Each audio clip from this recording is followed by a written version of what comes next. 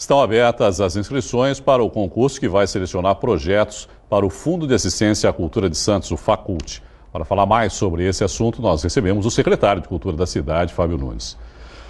Secretário, boa noite, obrigado, por participar mais uma vez com a gente aqui. Seja bem-vindo. Bom, Irineu. Primeiro, queria que você explicasse, Fábio, o que é o FACULT primeiro. Vamos falar o que é o FACULT e depois a gente explica o que é, como vai funcionar esse concurso. Esse prêmio que a Prefeitura oferta, ele é um edital publicado.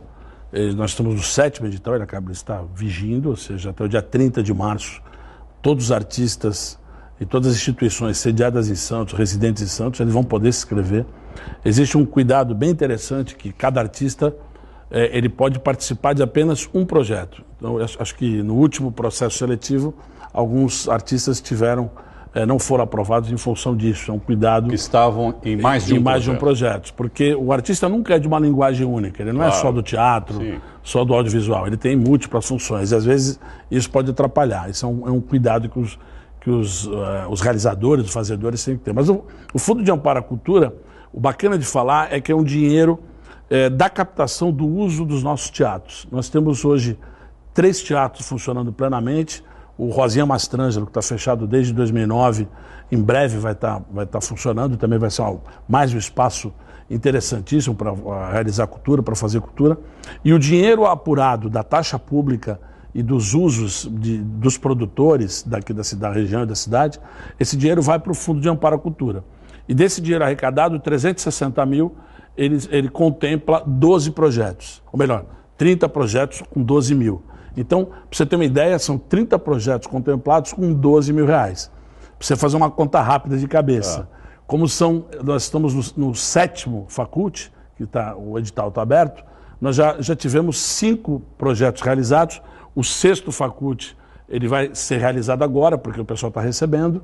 Então, assim, a gente já teve 5 anos vezes 30, você já viu que são 150 projetos contemplados em 5 anos, né? Como esses projetos são selecionados? Existe uma comissão de julgadores. Qual é o critério? Porque independente do projeto, o valor, pelo que você falou, é o mesmo. É o mesmo. 12 mil reais. Os artistas, como a gente já está no 7º, eles já se acostumaram, por exemplo, a confecção de um CD, a edição de um livro, uma peça teatral, ou seja, eles encaixam para a gente, óbvio, já pensando nesse valor. Já pensando nesse valor. Entendi. Quem são os profissionais envolvidos, ao longo do ano, e o diálogo da Secretaria de Cultura com os artistas, através do Conselho, dos movimentos, foi amadurecendo. A própria Procuradoria, de 2016 para 2017, a gente teve uma decisão muito importante, que é o pagamento numa cota única. A gente está apostando nessa prestação de contas, porque é o mais importante, ou seja, a prestação de conta do premiado, do contemplado, é que determina se o processo vai andar e vai continuar. Senão alguns têm que devolver dinheiro, ou seja, é gasto de dinheiro público arrecadado com o uso dos nossos teatros. Agora, existe uma reclamação por parte da classe cultural em relação à demora do pagamento, né, Fábio?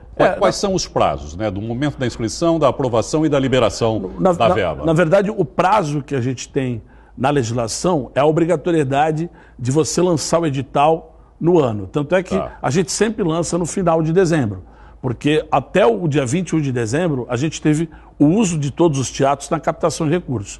Então, essa conta do FACULT, ela tem sempre o recurso reservado de 360 mil. A gente tem essa preocupação de não usar esse dinheiro para garantir. Então, o pagamento está garantido.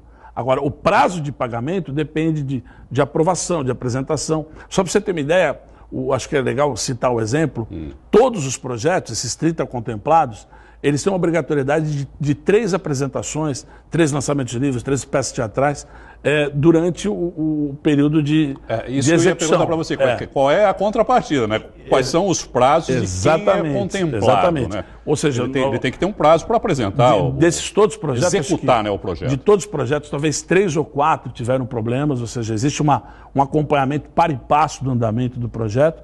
E só para você ter uma ideia, por ano, são 90 apresentações culturais garantidas pelo FACULT, num processo democrático, muito antes da lei nova, para você ter uma ideia hoje, que é o Marco Regulatório das Organizações Sociais da Área Cultural, o MIROSC, o nome é esse, MIROSC, a Lei 13019, ela quer que as cidades façam o que a gente já está fazendo há 7 anos. Então, acho que a nossa vanguarda da cidade de Santos vem isso, e esse diálogo vem em função dessa aderência que a gente tem hoje da Secult junto com os movimentos. O Conselho de Cultura muito ativo, ou seja, exigindo, demandando a Secretaria.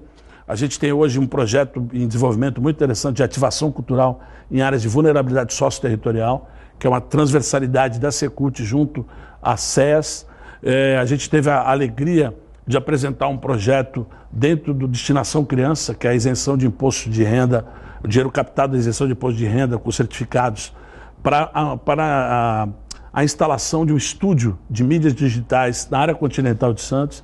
Então, assim, é um processo de diálogo com a sociedade, de estar antenado com o que está acontecendo. E como os artistas podem se inscrever, Fabião? Como é que... Então, as inscrições estão abertas. Saiu o edital. Já está aberto. O edital está vigindo, exatamente. Vai até dia 30 de março. É o prazo de inscrição. Um prazo grande de inscrição. Só para você ter uma ideia, no último nós tivemos 82 inscritos, tá? E no penúltimo 162. No edital ele vai encontrar todas as informações que ele precisa. Todas as informações. De que maneira que o projeto tem que ser apresentado, quais são as exigências e assim exatamente. Tudo pode ser debelado. O que a gente quer de verdade é que o meu maior sonho de verdade, eu posso falar para você, é que a gente tivesse um projeto mais audacioso, ou seja, que a gente conseguisse mais recursos para contemplar. E aí fica o pleito, né? Porque eu costumo falar que quando a gente faz eventos, que eu digo a cidade, todo mundo que gosta da área cultural, eventos.org, são o terceiro setor, .gov, o primeiro setor, e .com, que é o segundo setor, a gente tem que envolver mais o segundo setor. Então, o .com, a parte comercial, que vocês sofrem aqui também, como todo com essa captação. Quando a gente consegue fazer os três áreas, os setores dialogando, a gente tem coisas muito interessantes acontecendo. Queria falar um pouquinho com você também, Fábio, sobre a parceria do Governo do Estado para os cursos de formação artística da Secult este ano. Como é que fica essa parceria? Para você ter uma ideia, eu faço 3 anos de gestão à frente da cultura com a minha equipe, com uma equipe genial de funcionários da própria prefeitura. Eu faço 3 anos. Em 3 anos nós tivemos 5 ministros de cultura. Quem tem 5 não tem fácil, nenhum. Né, e tivemos 3 secretários de Estado. Então a dificuldade institucional de transferência de recursos, não preciso nem te falar só com esse exemplo. Mas essa parceria foi uma parceria conquistada com esses 3 secretários. Com Marcelo Araújo, com o SADEC e hoje com o Pena, que é o secretário de Cultura de Estado. Os oficinas Pagu ficaram no hiato em função do cancelamento do contrato, ou diminuição do contrato com a OS Poieses, que fazia a oferta de cursos aqui nos oficinas Pagu, na Cadeia Velha. A cadeia ficou um tempo fechado, eles abriram uma casa no Espírito Santo, continuaram fazendo uma série de ações culturais, e a gente renovou, ou, na verdade a gente conseguiu reativar essas oficinas.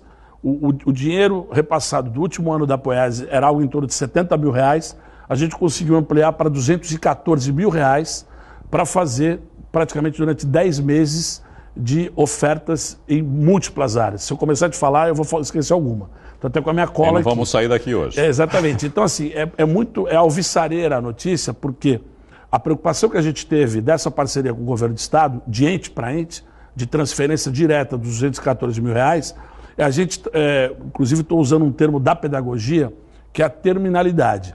Tudo que você tem já do aspecto cultural formal, do governamental ou privado, das escolas de dança, de música, né, de teatro, de circo que a gente tem na cidade, a gente quer fazer cursos complementares. Ou seja, como se você tivesse uma formação básica. Entendi. Os oficinas Pagu são programas, oficinas de formação cultural. Isso é muito importante. E vão ser feitos em todos os espaços, principalmente na cadeia, eu chamo carinhosamente da nova Cadeia Velha, que é um espaço genial que precisa ser ativado, vivenciado.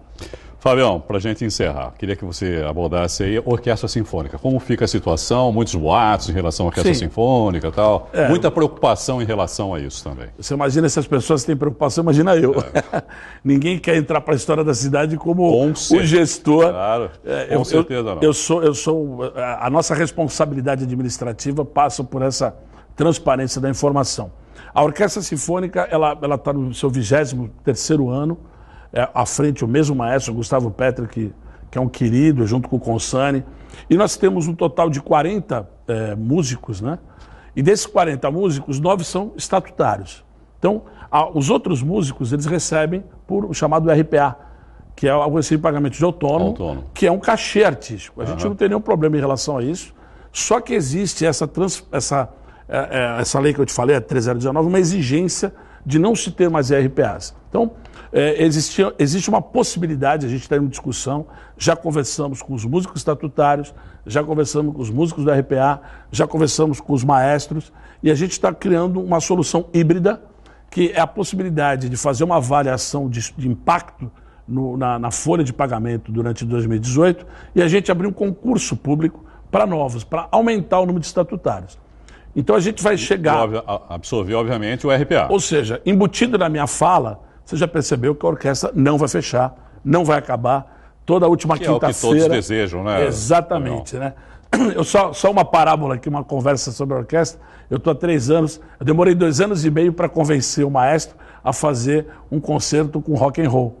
E ironicamente, foi o concerto mais... Ele falou, Fábio, você está desvirtuando a função da orquestra. Eu falei, não, dá para a gente equilibrar nesses 23 anos. Foi um enorme sucesso, nós acompanhamos, inclusive, aqui. Eu brinco com isso porque essa música orquestral, não mais só a música clássica, mas a música orquestral, ela é de verdade aquele conceito da excelência que o músico, no seu padrão de repetição, nos ensaios, quando todo eu falo que é o ritmo de vida psicológico e fisiológico do músico, todos juntos, junto com o maestro, e aí produz um espetáculo genial todas as últimas quintas-feiras do mês no Teatro Coliseu. Fábio, obrigado pela participação e uma boa noite para você. Começar o ano aqui conversando com vocês. Um abração. Foi um prazer. Valeu. Obrigado.